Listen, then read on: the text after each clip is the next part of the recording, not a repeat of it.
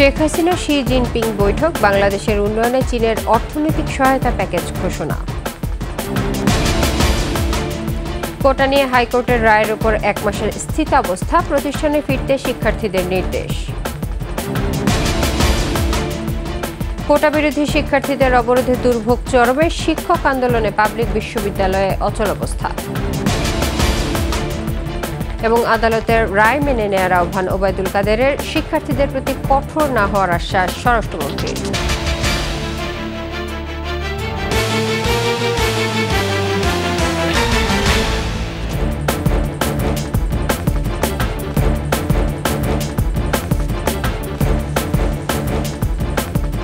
শুনছিলেন fade security ইসলামী bank PLC সংবাদ শিরোনাম। আমন্ত্রণ রাতের 21 সংবাদে, আপনাদের সঙ্গে থাকছে ইসরাত জাহান।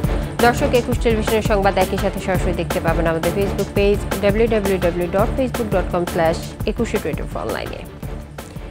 রোহিঙ্গা সমস্যার সমাধানে মিয়ানমার সরকারের পাশাপাশি প্রয়োজনে আরাকান আর্মির সাথে আলোচনার আশ্বাস দিয়েছেন চীনের প্রেসিডেন্ট শি জিনপিং। একই সাথে বাংলাদেশের অবকাঠামো উন্নয়নে চীনের অর্থনৈতিক সহায়তার প্যাকেজ বাস্তবায়নে একটি টেকনিক্যাল কমিটি শিগগির বাংলাদেশ সফর করবে। এদিকে বাংলাদেশের অবকাঠামো উন্নয়ন, ডিজিটাল অর্থনীতির উন্নয়নের পাশাপাশি বাণিজ্য ও বিনিয়োগে বাংলাদেশ ও চীনের মধ্যে 21টি সমঝোতা স্মারক সই হয়েছে। চীনের বেইজিং থেকে বিস্তারিত জানাচ্ছেন ফারজানা শোভা। বেইজিংয়ের স্থানীয় সময় সকাল 11টায় চীনের প্রধানমন্ত্রীর কার্যালয়ে গ্রেট হল অব দ্য পিপলে পৌঁছান প্রধানমন্ত্রী শেখ হাসিনা। এ সময় তাকে স্বাগত জানান চীনের প্রধানমন্ত্রী লি কিয়াং। গ্রেট হলে একান্ত বৈঠকে বসেন দুদেশের প্রধানমন্ত্রী। দুদেশের স্বার্থ সংশ্লিষ্ট নানা ইস্যুতে আলোচনা করেন তারা।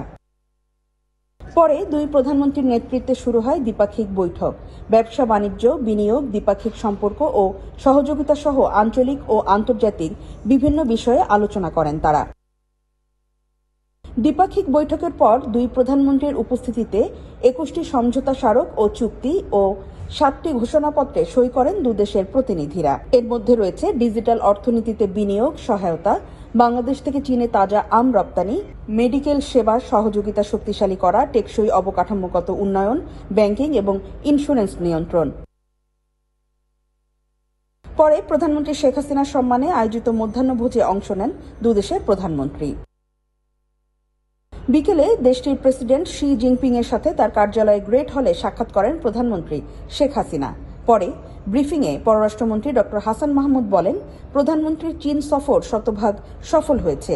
বাংলাদেশের সাথে চীনের সম্পর্ক আরো জোরদারে আগ্রহী দুই দেশ। প্রেসিডেন্ট তিনি স্পষ্ট করে বলেছেন যে তোমাদেরকে আমরা অর্থনৈতিক সহায়তার ক্ষেত্রে আমরা grant, interest free loan, concessional loan এবং কমার্শিয়াল লোন, এই নিয়ে আমরা একটি প্যাকেজ তোমাদেরকে দিব এবং এই লক্ষ্যে দুই দেশের টেকনিক্যাল কমিটি কাজ করে সেটি ফাইনালাইজ করবে।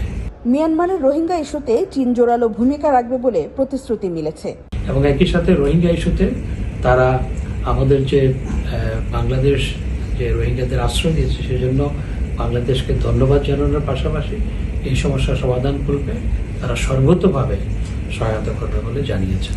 চায়নার প্রধানমন্ত্রী দুপুরবেলা বলেছেন, সকালবেলা, এবং চায়নার মাননীয় রাষ্ট্রপতিও একই কথা পুনরুল্লেখ করেছেন। দুই দেশ আন্তর্জাতিক ফোরামে একসাথে কাজ করবে বলেও বৈঠকে একমত হয়েছে দুই দেশের শীর্ষ নেতারা। অবকাঠামোগত ও অর্থনৈতিক উন্নয়নে বাংলাদেশের পাশে থাকার আশ্বাস দিয়েছে উন্নয়ন বন্ধু চীন। দুই দেশের সরকার প্রধানের আলোচনার মধ্য দিয়ে রোহিঙ্গা ইস্যু সহ ব্যবসা বাণিজ্য, বিনিয়োগ এবং আঞ্চলিক ও দ্বিপাক্ষিক সম্পর্ক নতুন উচ্চতায় যাবে এমন ইঙ্গিতও মিলেছে। ফারজানা শোভা, 21 টেলিভিশন, বেইজিং, চীন। সরকারি চাকরির প্রথম ও দ্বিতীয় শ্রেণীতে মুক্তিযোদ্ধা কোটা বাতিলের সিদ্ধান্ত অবৈধ ঘোষণা করে হাইকোর্টের দেয়া রায়ের উপর 1 মাসের স্থিতাবস্থা জারি করেছে সুপ্রিম কোর্টের আপিল বিভাগ। এই আদেশে সব কোটা বাতিল করে 2018 সালে জারি সরকারের পরিপত্র আপাতত বহাল থাকছে। শিক্ষার্থীদের প্রতিষ্ঠানে ফিরে যাওয়ার নির্দেশও দিয়েছেন প্রধান বিচারপতির নেতৃত্বে 5 সদস্যের আপিল বেঞ্চ। শাকের আর্য রিপোর্ট। কোটা সংস্কার আন্দোলনের মুখে সরকারি চাকরিতে নিয়োগের ক্ষেত্রে নবম থেকে ১৩তম গ্রেড পর্যন্ত কোটা পদ্ধতি বাতিল করে ২০১৮ সালের ৪ অক্টোবর পরিপত্র জারি করে জনপ্রশাসন মন্ত্রণালয়। এই পরিপত্রের বৈধতা চ্যালেঞ্জ করে ২০২১ সালে রিট করেন চাকরি প্রত্যাশী ও বীর মুক্তিযোদ্ধার সন্তান ওহিদুল ইসলাম সহ ৭ জন। গত ৫ জুন হাইকোর্ট এক রায়ে বলেন কোটা বহাল থাকবে। কোটা নিয়ে গেল কদিন ধরেই আন্দোলনে শিক্ষার্থীরা। এরপর প্রধান বিচারপতি বলেন আন্দোলন করে রায় পাল্টানো যায় না, তার জন্য আইনি প্রক্রিয়ার মাধ্যমে আগাতে হয়। বুধবার অন্তর্বর্তী এক আদেশে শিক্ষার্থীদের প্রতিষ্ঠানে ফিরে যেতে নির্দেশ দেন প্রধান বিচারপতি। সেই সাথে কোটা ১ মাসের জন্য স্থিতাবস্থা জারি করেন। আন্দোলনকারীদের ব্যাপারে আদালত বলেছেন তাদেরকে ঘরে ক্লাসে ফিরে যাওয়ার জন্য শান্তিপূর্ণ অব্যবস্থা বজায় রাখার জন্য ভাইস চ্যান্সেলরদেরকে বলেছেন শান্তিপূর্ণ পরিবেশ বজায় রাখা। এখন এর প্রেক্ষিতে যেই প্রক্রিয়াগুলো আছে সবগুলোতেই মেধার যারা এই কোটা পদ্ধতি যে ২০১৮ যে সার্কুলার সেই অনুযায়ী চলবে। চাকরিগুলো যেগুলো চলমান আছে সেগুলো যেই অবস্থায় ছিল সেগুলো সবই ঠিক থাকবে। এটা আর এখন এই স্ট্যাটাসকোর কারণে শুনানিতে আদালত বলেন টক শোতে যারা কোটা নিয়ে কথা বলছেন তাদের ধারণা দেশে আর জ্ঞানীগুণী কেউ নেই। প্রধান বিচারপতি আরও বলেন আন্দোলন করে রায় পরিবর্তন করা যায় না। পূর্ণাঙ্গ শুনানিতে শিক্ষার্থীরা চাইলে আইনজীবীর মাধ্যমে তাদের কথা তুলে ধরতে পারবেন। কোনোভাবেই আন্দোলন করে তো রায় পরিবর্তন করা যায় না। রায় পরিবর্তনটা পদ্ধতি আছে। যদি কেউ মনে করে যে এই রায়টা সঠিক হয়নি, তার যদি মনে হয় সে তখন উচ্চতর আদালতে আসতে পারে। যারা আন্দোলন করছেন তাদেরকে আমি অনুরোধ করব, তাদেরকে যেহেতু তাদের সুপ্রিম কোর্ট এটা বিবেচনায় নিয়েছেন এবং সুপ্রিম কোর্ট একটা কথা বলছেন, তাদের যদি কোনো গ্রিভান্স থাকে তারা যেন এখানে এসে পক্ষ হয়ে তারা বলতে পারে, সেটাও কিন্তু তাদের আদেশে এটা আছে। এই আদেশের পর শিক্ষার্থীদের রাস্তায় আন্দোলন করার আর কোনো যৌক্তিকতা নেই বলে মন্তব্য করেছেন attorney general. Shakera Arzu, ২১ television, Dhaka. সড়ক আটকে কোটা বিরোধী শিক্ষার্থীদের বিক্ষোভে যান চলাচল বন্ধ ও অসহনীয় যানজটে তৃতীয় দিনের মতো চরম দুর্ভোগে পড়েন রাজধানীবাসী। আন্দোলনকারীদের দাবি সরকারের নির্বাহী আদেশে কোটা পদ্ধতি সহনীয় পর্যায়ে আনা হোক। অন্যদিকে মুক্তিযোদ্ধা কোটা বহাল রাখার দাবিতে শাহবাগের জাদুঘরের সামনে বিক্ষোভ করেন মুক্তিযোদ্ধার সন্তানরা। তারা বলছেন মুক্তিযুদ্ধ বিরোধীরাই মুক্তিযোদ্ধা কোটা বাতিল চাচ্ছে। বিস্তারিত আহমেদ বাবুর প্রতিবেদনে। সকালে ঢাকা বিশ্ববিদ্যালয়ের ক্যাম্পাসে জড়ো হয়ে খণ্ড খণ্ড মিছিল নিয়ে শাহবাগ সহ বিভিন্ন সড়ক আটকে বসে পড়েন শিক্ষার্থীরা। বিচ্ছিন্ন জমায়েতে স্লোগানে কোটা পদ্ধতির সংস্কার করে সহনীয় পর্যায়ে আনার দাবি আন্দোলনকারীদের। কোটার সমতাকরণ যেটা যে একদম কমানো তো দাবি না, ৫% বা 10%-এর বেশি 1% হলেও আমরা রাজপথ ছাড়বো না। আমাদের দাবিটা ওয়ান এন্ড অনলি নির্বাহী বিভাগের কাছে। রাষ্ট্রের ৩টা অঙ্গ, আমরা কিন্তু নির্বাহী বিভাগেই আমরা হচ্ছে সরকারের কাছে যাচ্ছি। সকল রকমের বৈষম্যের এগেইনস্টে কথা বলতেছে এবং আমাদের কথা যেখানে সংস্কার হোক। সড়কগুলোতে আটকে থাকা গাড়ি থেকে নেমে হেঁটে গন্তব্য গেছেন অনেকেই। বিকেলে অফিস ছুটির পর গণপরিবহন সংকট এবং মোড়ে মোড়ে অসহনীয় যানজটে জনদুর্ভোগ অসহনীয় পর্যায়ে চলে যায়। ভোগান্তিতে পড়া সাধারণ মানুষের প্রশ্ন, সর্বোচ্চ আদালতের সিদ্ধান্তে নিষ্পত্তির অপেক্ষায় থাকা বিষয় নিয়ে রাস্তা বন্ধ করে কেন এই আন্দোলন? 1 ঘন্টার রাস্তা লাগতেছে আমাদের 4 ঘন্টা। এর জন্য মনে করেন আমি যা বেতন পাইতাম তার চাইতে মনে করেন আমার খরচই বেশি হয়ে গেছে।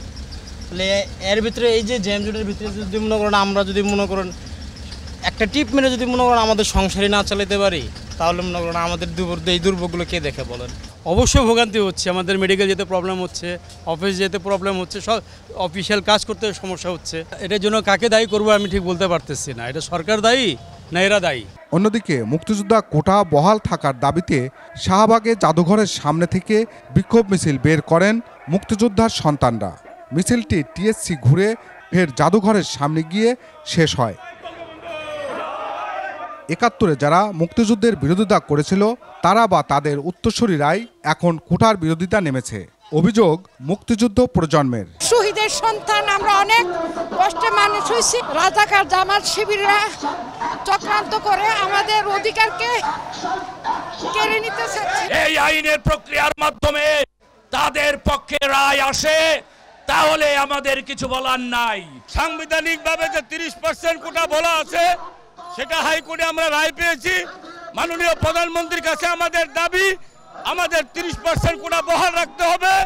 সুপ্রিম কোর্টের আপিল বিভাগ হাইকোর্টের রায়ে স্থিতাবস্থা দেওয়ার শিক্ষার্থীরা দ্রুত শ্রেণীকক্ষে ফিরে যাবেন এমন প্রত্যাশাও তাদের। আহমদ বাবু, 21 টেলিভিশন, ঢাকা। আন্দোলনরত পাবলিক বিশ্ববিদ্যালয় শিক্ষকদের সঙ্গে সরকারের কোনো আলোচনা হয়নি বলে জানিয়েছেন শিক্ষক নেতারা। নতুন পেনশন স্কিম প্রত্যয় বাতিল ও আগের ধারা অব্যাহত রাখা সহ 3টি দাবি আদায় না হওয়া পর্যন্ত আন্দোলন চালিয়ে যাওয়ার ঘোষণাও তাদের। 10ম দিনের মতো ক্লাস পরীক্ষা বর্জন এবং অবস্থান সমাবেশ করছেন সারা দেশের পাবলিক বিশ্ববিদ্যালয়ের শিক্ষকরা। ঢাকা বিশ্ববিদ্যালয় জমায়েতে শিক্ষকরা বলেন, আলোচনায় না বসা এবং প্রত্যয় স্কিমে তাদেরকে অবহেলা করা হচ্ছে। শিক্ষকদের অন্য দুটি দাবি সুপার গ্রেড দেয়া ও স্বতন্ত্র বেতন স্কেল প্রণয়ন করা হলে প্রত্যয়ের মতো গণবিরোধী স্কিমের প্রয়োজনই হবে না বলেও মন্তব্য তাদের।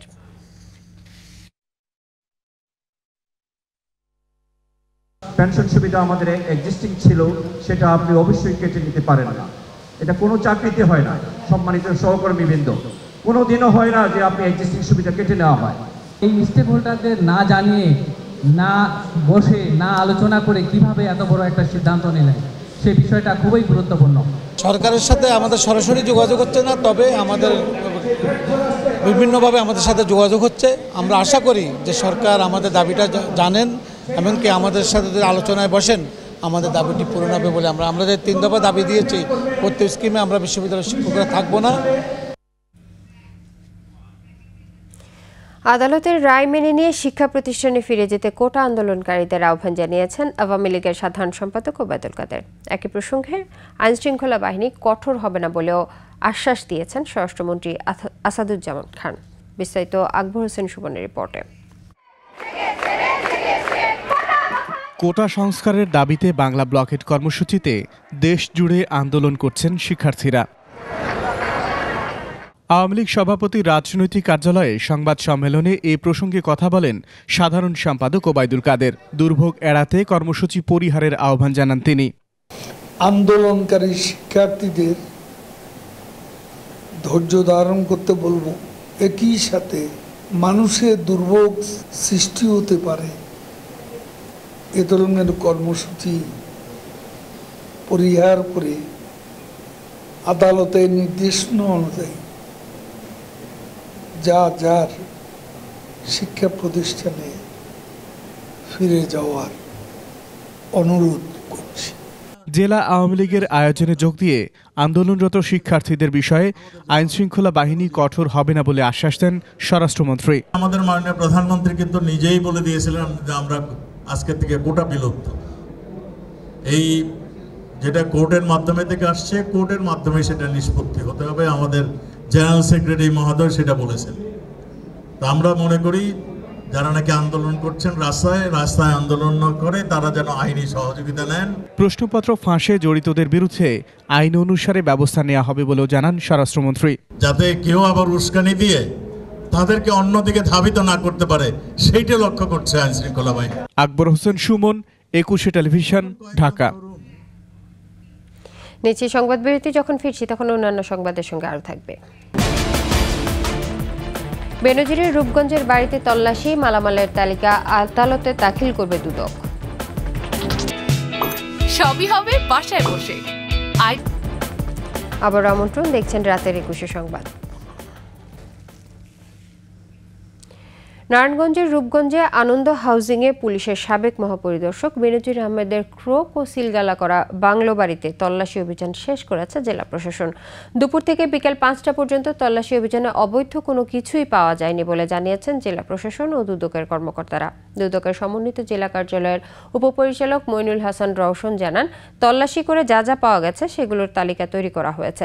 শিগগিরই আদালতে তা উপস্থাপন করা হবে। আদালতের আদেশ অনুসারে পরবর্তী কার্যক্রম চলবে। দুদকের আবেদনে আদালত গত 12ই জুন বেনজির আহমেদের এই বাড়িটি ক্রোকের আদেশ দেন। 6 জুলাই দুদকের সমন্বিত জেলা কার্যালয়, উপজেলা প্রশাসন এবং উপজেলা ভূমি অফিসের সহযোগিতায় বাড়িটি জব্দের পর সিলগালা করে নারায়ণগঞ্জ জেলা প্রশাসন। বসবাস করতে যা যা লাগে সেই জিনিসপত্রগুলোই আমরা পেয়েছি, সেগুলোর আমরা তালিকা করেছি।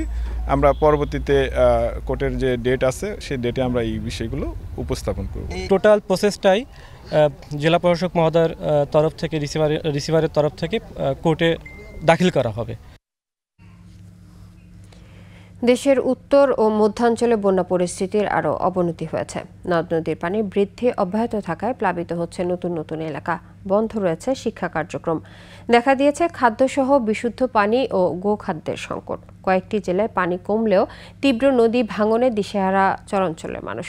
প্রতিনিধিদের সহায়তায় মহিমা পলের রিপোর্ট। পদ্মা নদীর দৌলদিয়া গ্যাস স্টেশন পয়েন্টে পানি বেড়ে বিপদসীমার উপর দিয়ে প্রবাহিত হচ্ছে।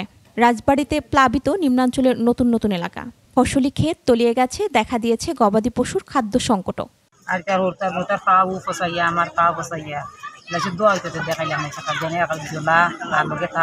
সিরাজগঞ্জে যমুনার পানি সামান্য কমলেও সার্বিক বন্যা পরিস্থিতির আরও অবনতি হয়েছে। 5 উপজেলার 34 ইউনিয়ন এখন বন্যা কবলিত। শাহজাদপুর, চৌহালি সদর ও কাজীপুরের মানুষের দুর্ভোগ চরমে। শাহজাদপুর উপজেলার ব্রাহ্মণগ্রাম, গোপীনাথপুর, আরকান্দিতে বাড়িঘরের পাশাপাশি তলিয়েছে শিক্ষা প্রতিষ্ঠান, রাস্তাঘাট। স্কুলে মাঠ তোলা গেছে, স্কুল বন্ধ, রাস্তাঘাট সব তোলা গেছে। আমার খুব অসুবিধা আছে। সকাল পানির মধ্যে ঘরের মধ্যে থাকা যায় না, সব বাড়িতেই পানি। সিলেট অঞ্চলে তলিয়ে গেছে কুশিয়ারা অববাহিকার 6 উপজেলার 92 ইউনিয়ন ও 3 পৌরসভা। এখনো 5 লক্ষাধিক মানুষ পানিবন্দী। কুশিয়ারার পানি অমলশীত, শেওলা ও ফেঞ্চুগঞ্জে বিপদসীমার উপর দিয়ে প্রবাহিত হচ্ছে। জামালপুরে যমুনার পানি বাহাদুরাবাদ এবং জগন্নাথগঞ্জ ঘাট পয়েন্টে বিপদসীমার উপর দিয়ে প্রবাহিত হচ্ছে। ইসলামপুর ও দেওয়ানগঞ্জ উপজেলার 1.5 লক্ষাধিক মানুষ পানিবন্দী। সদরের সঙ্গে সড়ক যোগাযোগ বন্ধ। দুর্গত এলাকায় শুকনো খাবার, বিশুদ্ধ পানি ও গোখাদ্যের সংকট দেখা দিয়েছে। জেলার 1.5 শতাধিক শিক্ষা প্রতিষ্ঠানে এখনও পাঠদান বন্ধ। কুড়িগ্রামে ব্রহ্মপুত্রের পানি বিপদসীমার উপরে বইছে, দেখা দিয়েছে খাদ্যসহ বিশুদ্ধ পানি ও গোখাদ্যের তীব্র সংকট। বন্যার্তদের জন্য জেলা প্রশাসন থেকে 532 মেট্রিক টন চাল, 22,000 শুকনো খাবার প্যাকেট ও 32 লাখ টাকা বরাদ্দ দেওয়া হলেও তা পর্যাপ্ত নয় বলে জানিয়েছে জনপ্রতিনিধিরা। আমার বাড়ি সহ প্রত্যেক বাড়িতে পানি উঠছে, রাস্তাঘাটও তলে গেছে, যাওয়া এসেও খুব সমস্যা। পানি কমছে কিন্তু আমাদের রাস্তাঘাট এখনো শুকিয়ে নেই। বন্যার পানি নামার সঙ্গে সঙ্গে গাইবান্ধার সুন্দরগঞ্জ উপজেলার কাপাসিয়া, হরিপুর, বেলকা, লালচামার, কাচিরচর, সদরের মোল্লারচর, খারজানি, রসুলপুর সহ অন্তত 15টি স্পটে নদী ভাঙন চলছে। আর কই থাকো কি সমাচার এটা তার বলতে পারি না। আমি কিছুই চাই না, আমার নদীর কাজটা করে দাও। তীব্র নদী ভাঙনে টাঙ্গাইলেও বাড়িঘর, হাটবাজার ও ফসলি জমি, রাস্তাঘাট, কবরস্থান, মসজিদ সহ অনেক স্থাপনা নদীগর্ভে চলে গেছে।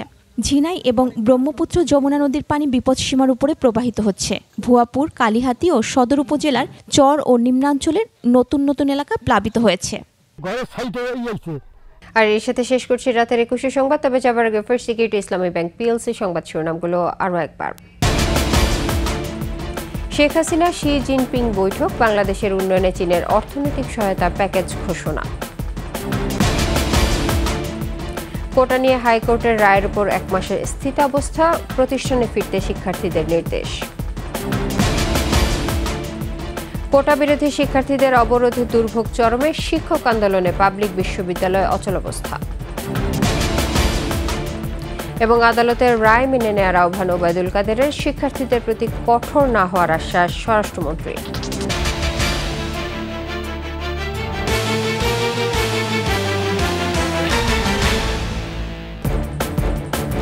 সর্বশেষ সংবাদ জানতে ডায়াল করুন 2021 নম্বরে, আর ভিজিট করুন 21-tv.com এই ওয়েবসাইটে। এছাড়াও ফেসবুকে ভিজিট করতে পারেন www.facebook.com/2124 অনলাইনে। এতক্ষণ সঙ্গে থাকার জন্য ধন্যবাদ। পরবর্তী সংবাদ দেখার আমন্ত্রণ রইল। 21-এর সাথেই থাকুন।